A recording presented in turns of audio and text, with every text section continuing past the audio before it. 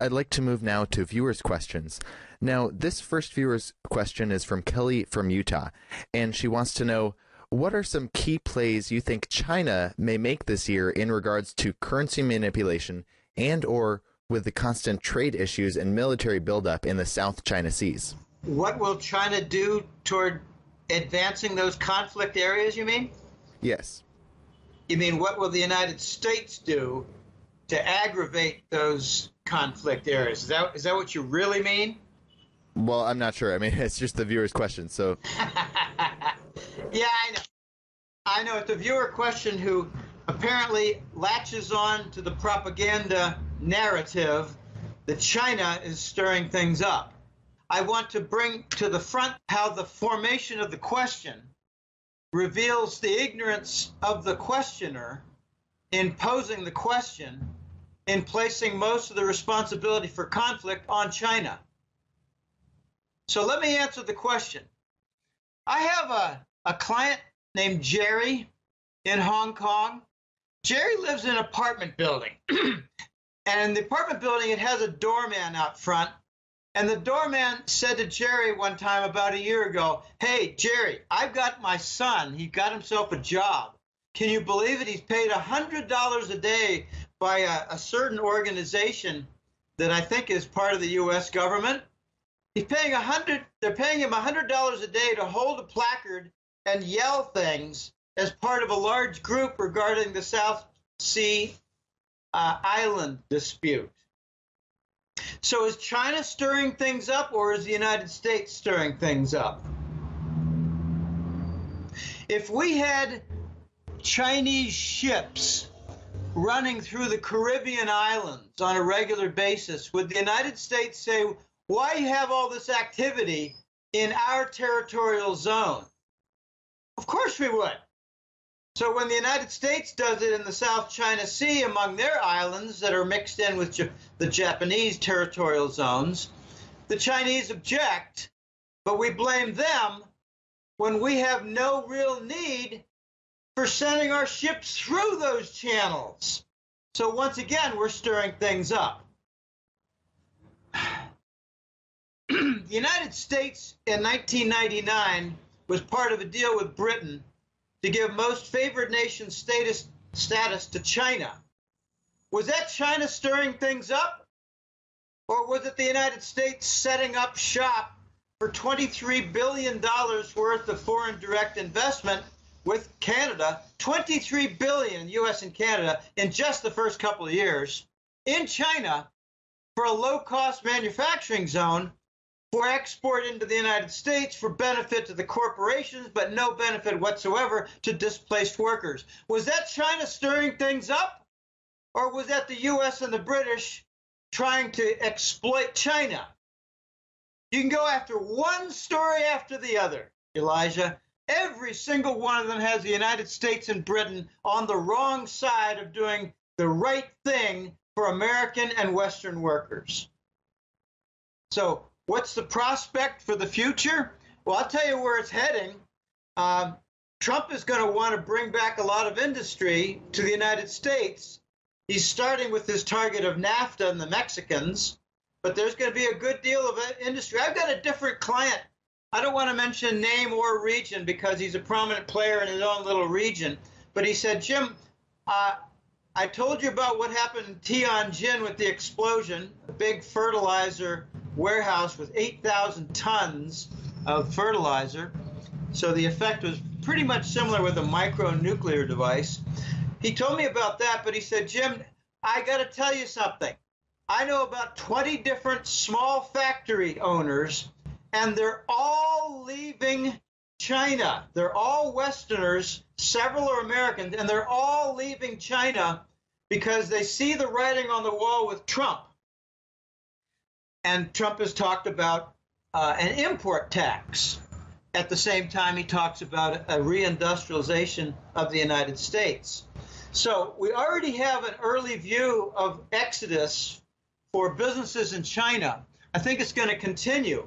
There are going to be some tax breaks for companies that bring back industry, let's just say to Detroit, to make cars and car components. I think it's going to happen. We might see a number of them being Chinese, taking advantage of the free trade zones in Michigan and other places that already exist. They don't need to be set up. They already exist. Hundreds of foreign companies exist in the free trade zone in dozens of U.S. states. Okay, so we're going to be moving toward reindustrialization of the United States, probably before any official movement toward a gold dollar because of the trade deficit of $500 billion a year. And as we do that, we're going to create a lot of friction with the Mexicans, a lot of friction with the Chinese.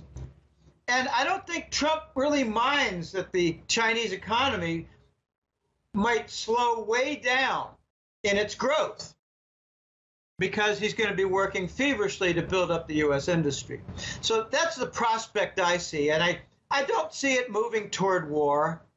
That's basically your stupid fake news, CNN bullshit channels trying to discredit anything that Trump does. Oh, Trump's going to cause a war with China.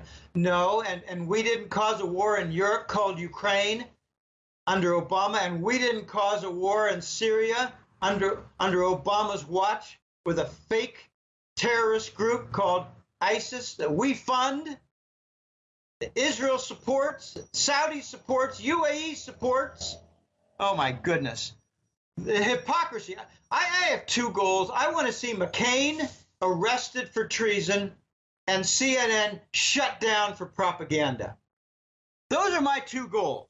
All right. Now, I just found a really great viewer's question. I think now this viewer is Kenneth from the UK, and he wants to know what conditions, if any, can put a stop to the illegal manipulation of gold and silver prices, artificially suppressing them, so that they can, again, achieve their true value.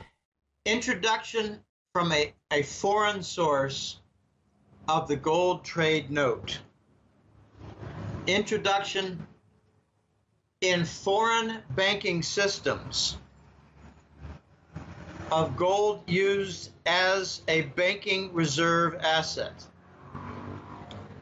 Okay. If you get a gold trade note that'll be used for trade, and you see gold being used in the banks, you will then pretty much dismiss the dollar in its pervasive role as the global currency reserve. I know that that doesn't sound like, it's going right after the COMEX. You're not going to shut down the COMEX from the front door. You're going to shut it down from the back door by making it irrelevant due to widespread, coordinated foreign activity having to do with trade payments, which right now have a dollar monopoly, and with bank reserves, which right now have a U.S. Treasury monopoly, by making the two sides of the dollar's global reserve status moot. The currency reserve status. By making both moot, you're going to have an undermine to the you're not going to knock down the COMEX by breaking its doors. You're going to destroy the COMEX by removing its floors. Not the doors, but the floors. Okay, that's a very important point.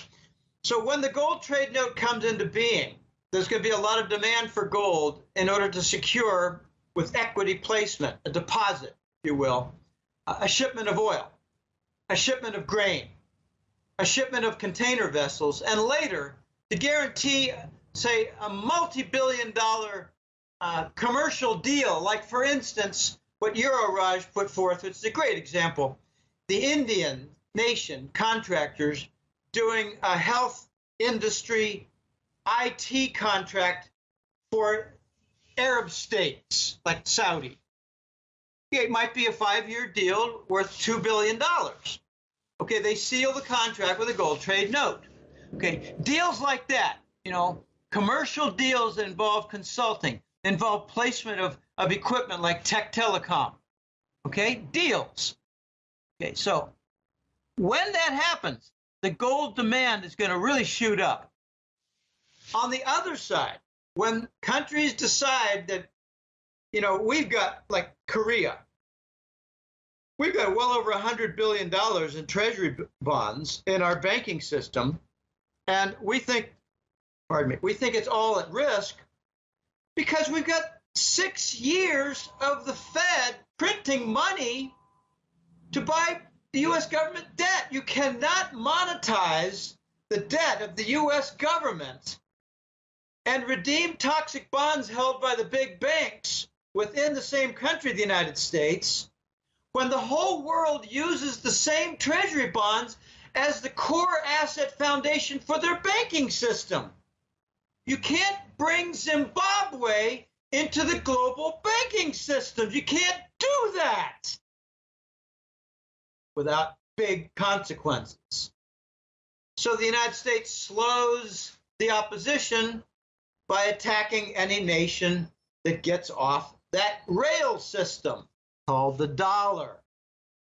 Okay, so what's it going to take? It's not going to take lawsuits against the COMEX. It's not going to take the 300 claimants to a single ounce of gold finally getting justice. No, they'll never get justice. They have a force majeure plan where all the contracts are nullified because of an extreme situation in the gold market, unforeseen and out of our control. Bullshit! Very much foreseen, very much in control, and planned for the exit stage Z with the force majeure already in place. We're going to see a time. I don't know when. I try not to talk about when, Elijah, because it's very, very risky. You can be wrong a lot. There's going to come a time, I think it's not going to be several years. It could be a couple of years or less. Not going to be 1 or 2 months. It could be several months. So between several months and a few years, we're going to see the gold and silver price just not be posted. We won't know what it is, because all these different deals where they're paying 80 to 100% premium for $100 million gold delivery, those details are not well known. There are going to be about 5 or 6, maybe 7 different centers in the world: Hong Kong, Dubai, London, New York, Zurich, maybe St. Petersburg, Moscow, Shanghai, maybe Beijing. They're all going to have a different gold price, because the East is going to have an honest system and the West is going to have a dishonest system. But there's going to be a darkness. There's going to be a period where we really don't know what the price is. We hear a bunch of stories, and then maybe some innovative people come forth and say, look, we got a new service where we try to come together and bring a gold price to the table. It's going to be an average of these 5 or 6 different things and different sites, and take it for what it's worth, but we think it's valuable, and it's going to have some variation. Okay, that's how I think the COMEX gets knocked out. The floors get knocked out. The doors do not get knocked down. Paul from England is wanting to know, do you believe the cabal will create a major false flag event to divert attention away from the looming collapse in fiat currencies? Yeah, I do. Not exactly sure how it's going to look. I think they might do some things that would involve supposed Russian hacking into Wall Street banks and London banks. It will not be Russian hacking. It'll be Langley, Bush family, Mossad, Rothschild hacking. But since they control the press, the perpetrator can then blame Russia and not themselves. Since when does the owner of a press have a front page story accusing himself of a crime? This is something very difficult for most Americans to conceive. My father believes we have a free press. I try to convince him otherwise, and I get nowhere. I dropped that argument, that line of discussion. I dropped it years ago. I pointed out there are only 5 conglomerates that own the U.S. media, and that doesn't matter to him. He said, I saw it on TV. It must be true. I read in the paper, it must be true. They would never print lies. I said, why would they not print lies if they own the paper and they are guilty of the crime? So there will be something. It could be instead of hacking the big banks of New York and London, it could be just a tremendous effort to wreck the usage of credit cards across the Western world, across the Eastern world too. It could be like a hacking of even, say, the SWIFT banking system. Although I don't think they would do that because they rely on that to move the dollar and to compete against the RMB, which now has an alternative. But they might, pardon me, I'm having a hard time with my voice because I'm talking so much. They might hack the Chinese competitor system to SWIFT. It's called the CIPS. It's either the Chinese interbank payment system or the cross-border interbank payment system. It's the competitor to SWIFT. There's so many different points of vulnerability. There might be a false flag event blamed on Russia, of course, because Russia is now being blamed for dogs that chew up furniture and deadbeats who don't do their homework. The Russians are now it's becoming laughable. I hope they take it up a new level because it's going to go to absurd to self-incriminating soon. They might wreck the electricity grid in North America with the hacking. I mean, it's an antiquated system that's so vulnerable. So yeah, there might be some false flag events, but I think the bigger risk is not a false flag; it's a direct flag where they might do some bail-ins for a third of the big banks and mid-sized banks, the larger banks in the United States and Canada.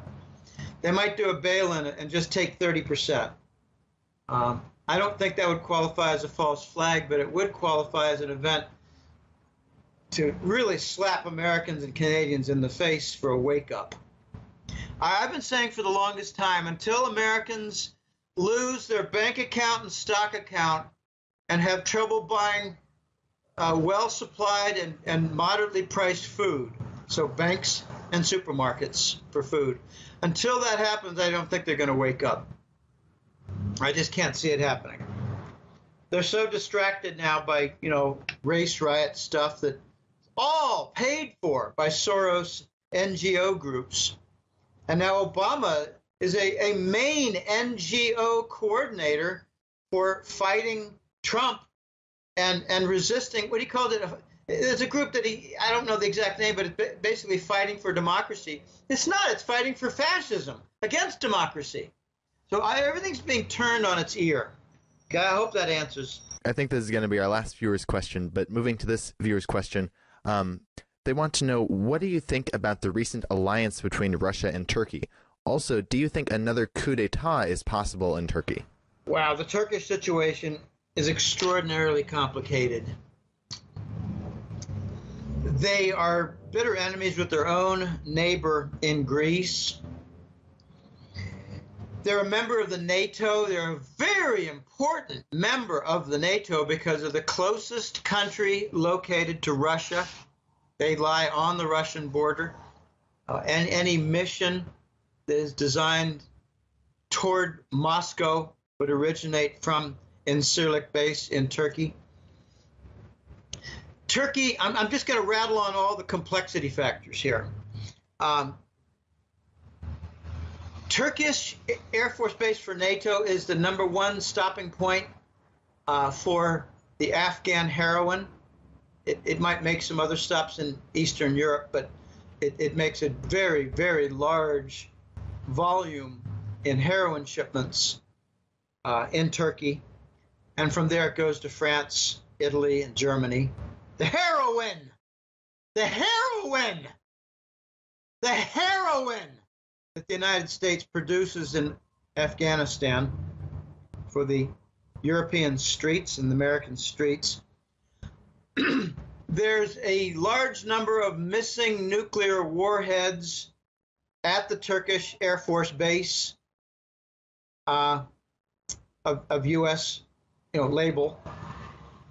Oh boy, the United States was caught red-handed trying to do a coup d'état several months ago against Erdogan. There were many high-level NATO officials. Some of them were Turkish, but they're NATO officials who were involved in that. And I think the Russians might have disabled some of the devices that were intended to kill Erdogan and his helicopter getting out of town. Not just Erdogan, but his family. So the vile element was in the NATO High Command. Turkey is also involved with its U.S. embassy as an ISIS field command headquarters.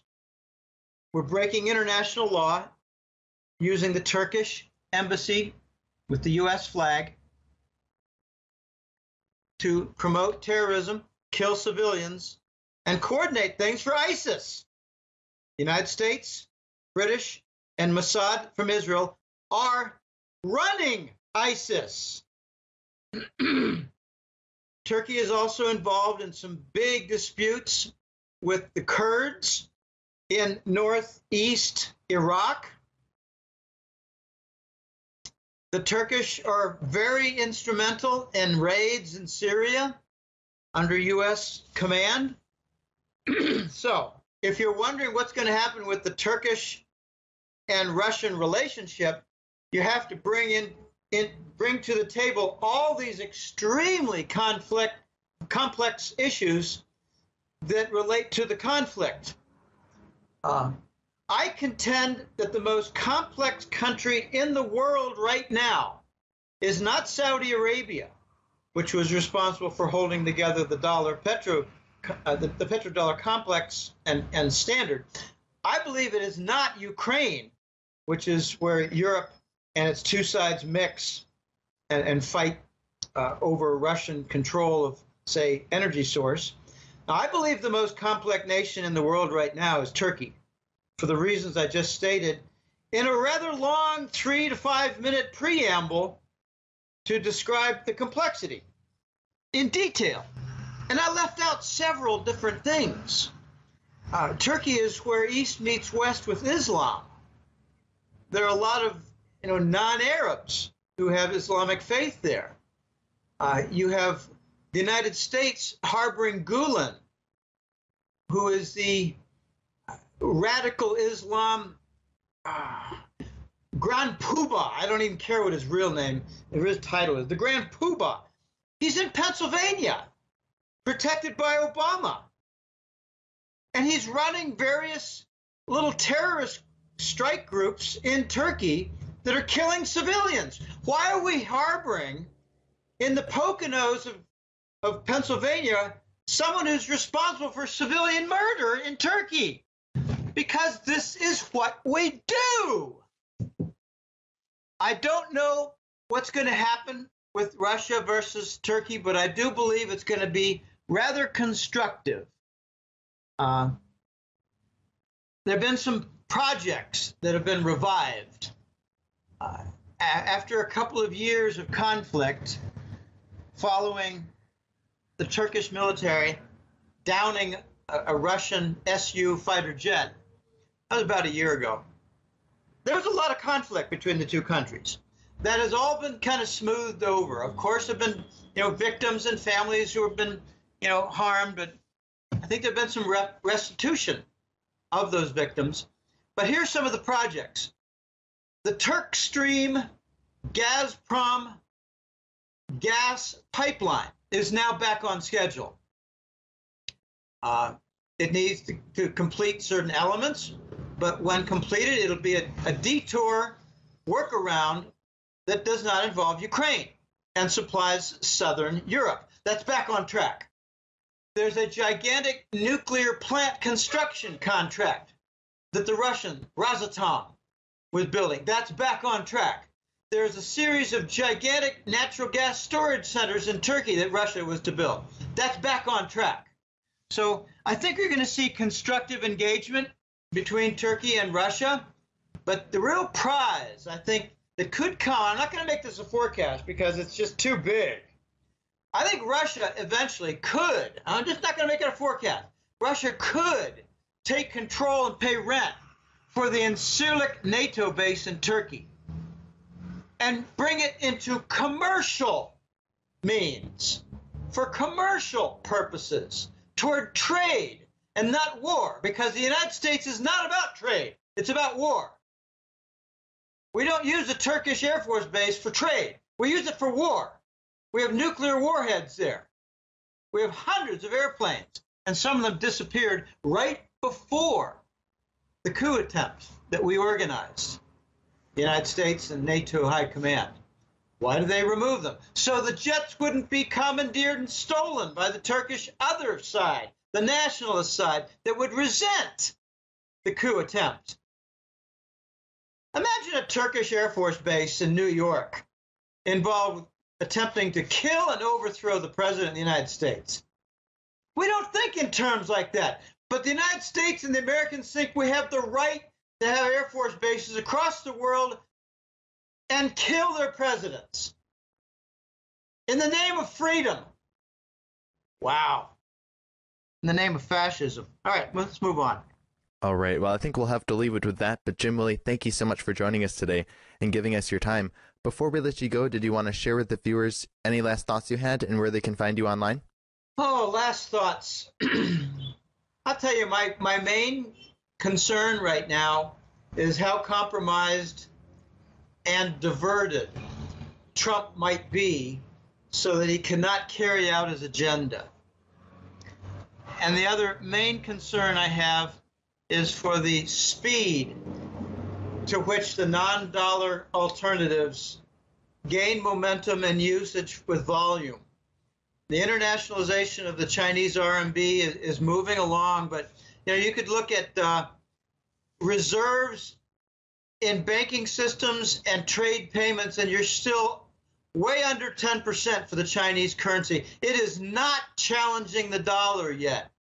So I think the gold trade note could really be important on that, and it's one of my main forecasts.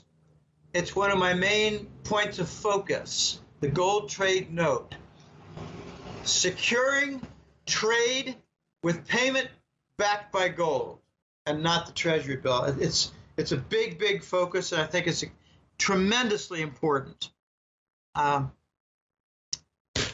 are my focuses. I'm also very curious about a number of different alternatives. I think this cashless society is going to go nowhere. I just noticed on a Costa Rican bank a billboard. It was not large, a small billboard on the side of the bank that said, don't use cash, don't withdraw cash, use your debit card for more security.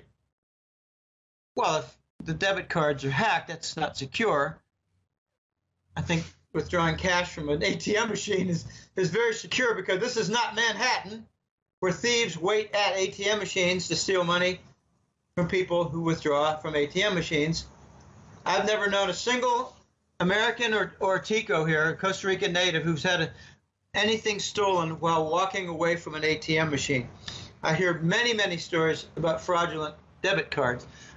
So I think the cashless society is going to go nowhere. I think it's laughable. It's desperate. The negative interest rates is going to backfire in a big way in their faces. It's kind of funny, offering negative interest rates to put your money in a bank in a secure place. Wow. I think a shoebox and looking poor, not driving a Mercedes, I think that's far more secure than using a bank account. All right, so those are some of my concerns, some of my little focus points. I hope people can go to my website, our website, www.goldenjackass.com. We've now completed 155 months. So we're closing in on 13 completed years for the Hat Trick Letter. It's been a labor of love. There are times where I feel exhausted. I know how to re-energize myself very well. I'm an expert at daytime naps. I'm an expert at, a 3-mile bike ride to nowhere and back to go get an ice cream cone at a distant mall. Okay, that's how I unwind, decompress, and get ready for the next month or the next interview. But goldenjackass.com is the home. It has a free web page called Main 5. That's where interviews like this, links for this can be found. Public articles and their links can be found. That's basically the promotion that I'm in charge of, along with the writing. I'm in charge of as the editor role and the promotion role. But it's kind of fun. I enjoy it tremendously. There are times when I get tired of more fraud, more war. Oh my gosh. Let's not have another war like with Iran. Not going to happen because Russia and China back them up. But the free website has the public articles. It has the public interviews. But it's all toward promoting the hat trick letter with its 155 versions so far, editions so far. And the hat trick letter has 2 portions. There are only a couple of exceptions. I think only 2 times I've had just a single report. But it's the Money War Report, Global Money War Report, which is basically about the dollar and the defense of the dollar system, the dollar standard being defended, corrupt as it is, as war-ridden as it is, blood on the dollar's hands. That's sad, but that's where we are right now, and a lot of details at a high level. But the second report is called the Golden Currency Report. It's a lot of details about, gold demand and imports and movement of gold, and the petrodollar and its dismantling. And I include also the Eurasian Trade Zone because that's an attack against the dollar system.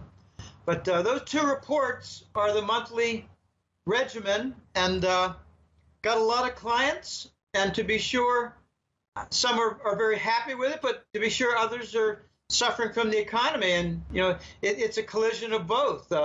There's a lot of new orders. There's a number of cancels. There are a lot of people coming to the newsletter and people losing their job. It's very sad what's happening with the U.S. economy. We actually talk about a 5.5% unemployment rate when it's really 23%.